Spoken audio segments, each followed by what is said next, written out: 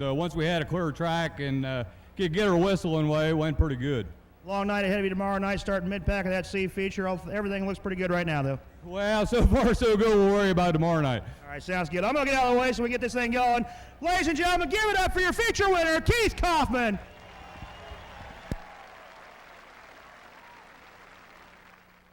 Brad Furr and Bill Robertson pace the field. Look for the green flag at the chalk stripe in turn number 4. Viver and the C Scramble sponsor, America's #1 alertness aid. Whenever you're feeling fatigued, turn to Vibrant to help you make it to the finish line.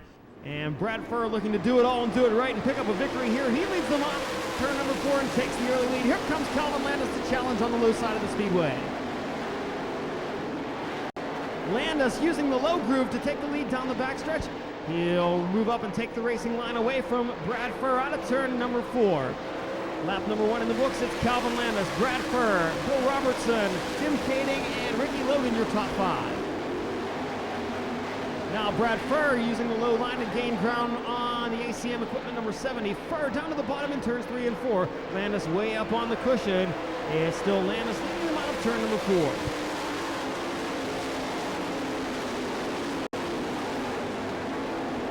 Check out the Budweiser number 12 of Brent Antill up on the high side of the speedway, gaining ground on the Avenger chassis 3S of Ricky Logan.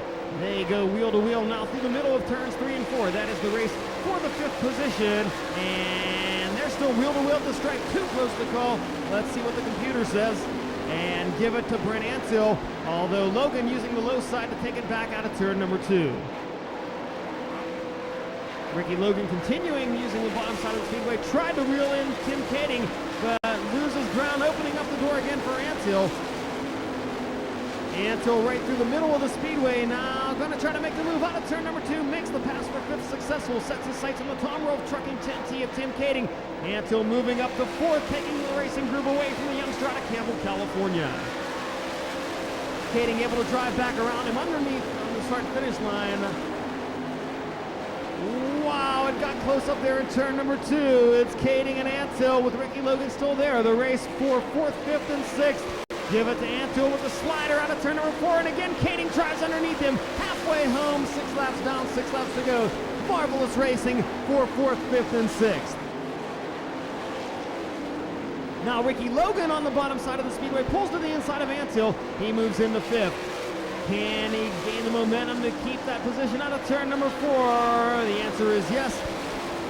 It's Ricky Logan. Caution flag on the speedway. Car slowing on the backstretch. That is Jason Statler in the DF Rios Construction Ratbag Racing number 00. Off the bottom of turn number 4, Calvin Landis jumps on the loud pedal. Green flag flies. We go back to racing action. And Brad Furr ducks down low in turns 1 and 2, takes the lead back into Sanmina 2F. Here comes Tim Kading on the high side out of turn number 2 to take 3rd from Bill Robertson. Ricky Logan looking to grab 4th from Robertson. He uses the bottom groove out of turn number 4. Pass is successful with the Lucas Oil Products 3S up into 4th.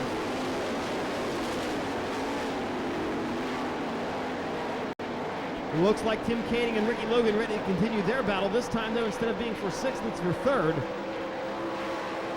Brad Furr out in front, Calvin Landis 2nd, Kading 3rd, Logan 4th, Bill Robertson 5th, then the 12 of Brent Antill, the 51 of Jared Hall, and the 0 of Billy Wilburn go 3 wide out of turn number 2 in the battle for the 6th position.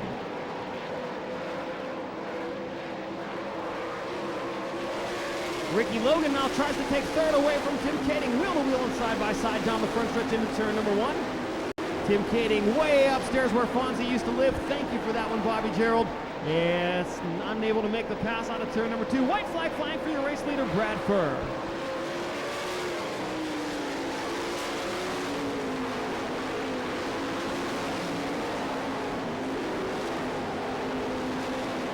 Ricky Logan into 3rd, going to try to take 2nd from Calvin Landis as Brad Furr looks at the checkered flag. He is your Viber and C Scramble winner.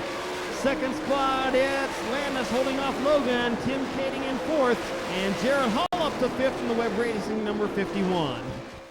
What do you think, Brad? That little hot lap session in the scramble, they're going to help you out for this dash coming up with the Kelly Dash? I sure hope so. You know, in that deal, we guys have my Sanmina car going pretty good, so I think we could do pretty good. You guys in the last few weeks have had a pretty good run, but you were mentioning to me during that A scramble that this whole week's been tough on you guys. Yeah, you know, I mean, if things just don't go just your way here at the Nationals, you really got to get things done the hard way, and that's kind of where we're at. So I think we can get going, though. All right, well, good luck in the Kelly World Challenge race. Pace car is in on the back straightaway. Yellow lights are off. We go green at the white line in turn 4.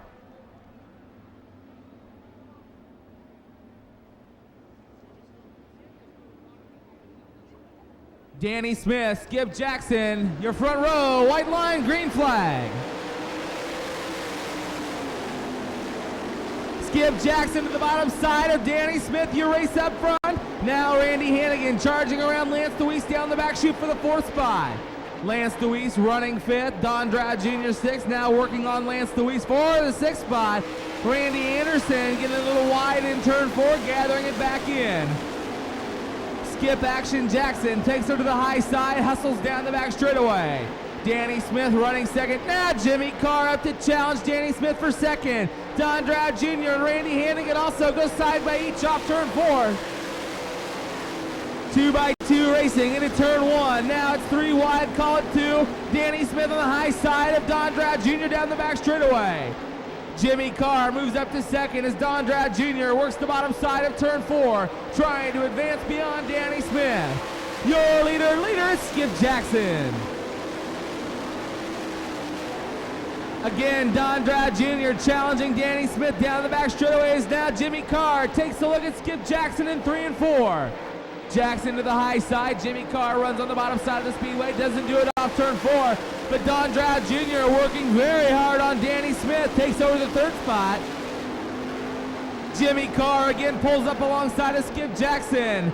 Takes a look. Now takes over the top spot. You've got a new leader. The Casey's General Stores, car number 6 of Jimmy Carr, your race leader.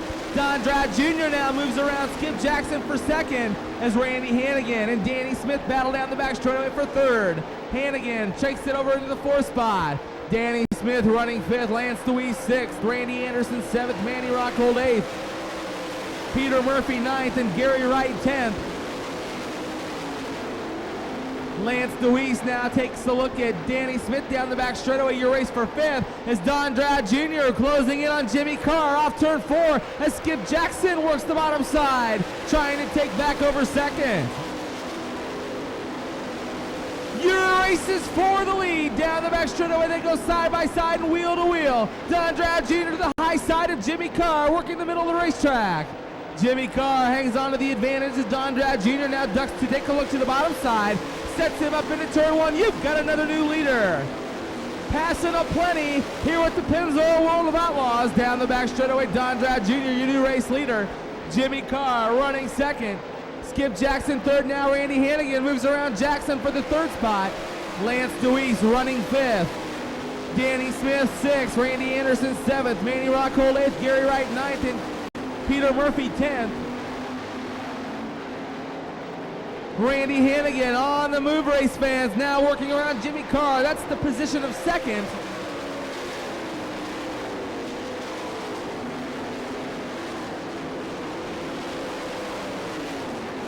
Don Drad Jr. back out front, extending his lead over Randy Hannigan, who runs in that 2nd spot. White flag, 1 to go.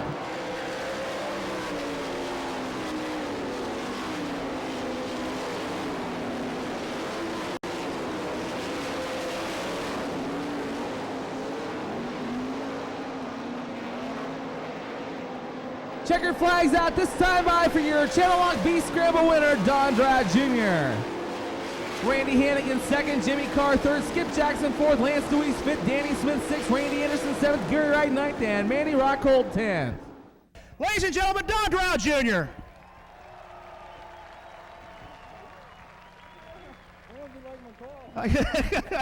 We're not going to say that, are we?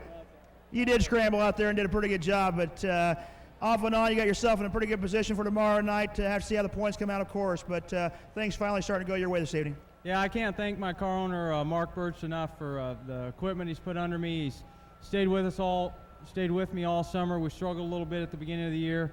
Got some Eagle chassis, doing a great job, RPM engines, and just working hard back at the shop trying to give me the best equipment. I talked to you a few weeks ago, Don, and you mentioned that you guys wanted to be just a little bit farther than you are right now in the program, but things have really kind of came together since then. I know you picked up a feature win up at Houston, and tonight's got to prove it also for the team getting more productive and faster as it goes along. Well, we put a new car together for the Nationals, went up to Oskaloosa to Terry's race, and we saved all our best stuff, saved our best motor, and went up there and could run with the the Gum Out Series guys, and so it gave us a little bit of confidence coming down here, and we got lucky and drew a good number and put down a good lap, and like you say, set us up for the B. All right. Ladies and gentlemen, once again, your B Scramble winner, Don Drow Jr. Brian Paulus, Dale Blaney, Johnny Herrera, Craig Delansky, Jeff Shepard, Sammy Swindell, Dean Jacobs, Mark Kinzer, Danny Lasowski, and Donnie Schatz. Doug Clark waves the green flag, and we are underway. Paulus out front. Here comes the tall, cool one, Dale Blaney. Look at Sammy Swindell work the high side of the speedway in the channel lock number 1. It's Paulus, Blaney, Herrera, Delansky, and Swindell, your top 5 as they race into turns 3 and 4. Side by side, they race off turn 4.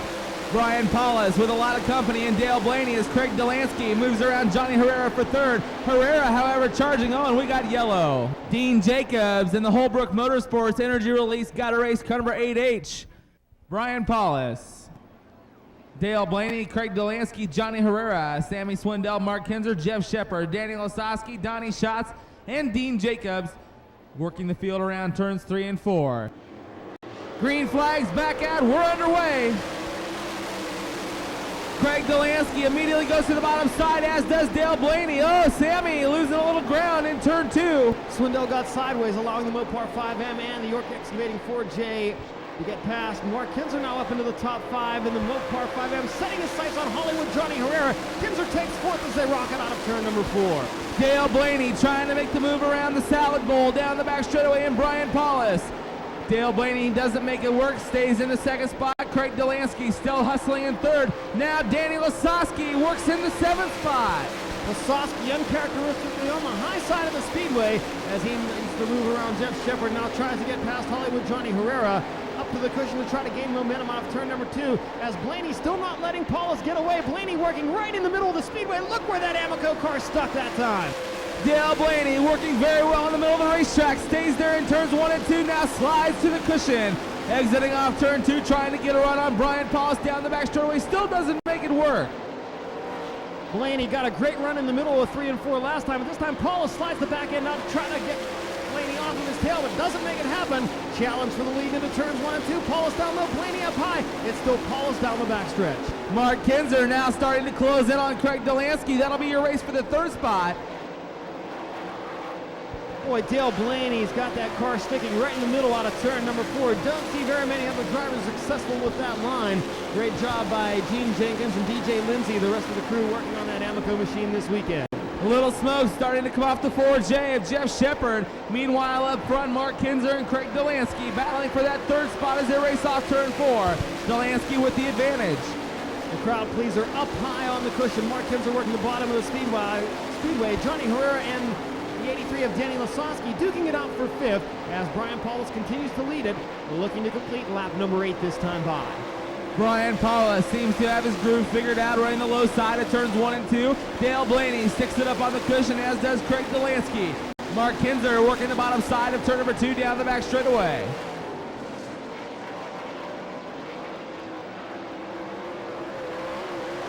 Brian Paulus now the lead extended just a little bit over the Amoco number 93. 9 laps complete and 3 laps remaining. The lead for the driver of the Rodelli Farms number 28 is 0.8 of a second over the Amoco number 93.